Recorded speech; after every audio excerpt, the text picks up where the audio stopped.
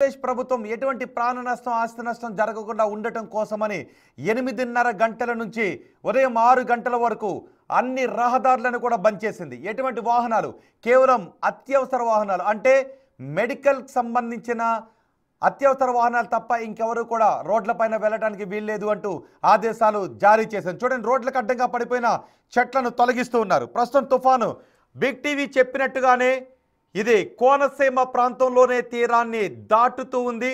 తీరాన్ని దాటే సమయంలో ఈ తుఫాను ప్రభావం చాలా ఎక్కువగా ఉంటుంది. ఇప్పటికే సమయం 8 గంటల సమయం కావస్తుంది. రాబోయే మరో 3:30-4 గంటలు చాలా కీలకమైన సమయం.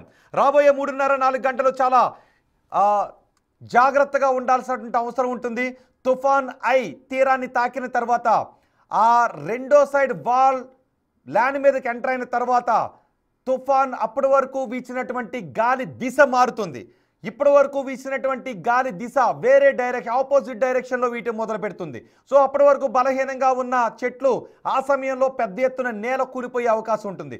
ఒకవేళ మీరు అనుకోవచ్చు ఇప్పటి వరకు తుఫాను గాలులు వీచాయి, ఇప్పుడు ఒక్కసారిగా అంతా సైలెంట్ అయిపోయింది అని మీరు అనుకోవచ్చు. ఎందుకంటే మరి కొద్దిసేపట్లో ఇప్పటి వరకు వీచిన గాలులు కొద్దిసేపు శాంతించే అవకాశం ఉంటుంది. ఆ శాంతించడం తుఫాను తగ్గింది అని ఎవరు కూడా భ్రమ పడొద్దు అని బిగ్ టీవీ మీకు చాలా స్పష్టంగా చెబుతుంది. మరికొద్దిసేపట్లో కొద్దిసేపు ఒక ప్రశాంతత కనిపించే అవకాశం ఉంటుంది. అది తుఫాన్ ఐ అంటే మీరు తుఫాన్ ఐ మధ్యలో ఉన్నారు.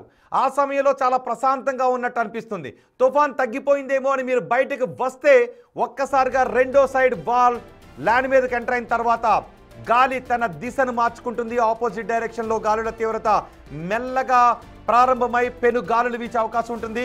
ఆ సమయంలో పెద్ద ఎత్తున విధ్వంసం జరిగే అవకాశం కూడా ఉంటుంది. కాబట్టి మధ్యలో కొద్దిసేపు తుఫాను శాంతించింది కదా అని మీరు బయటకు వస్తే ఇబ్బందులు పడే అవకాశం ఉంటుంది.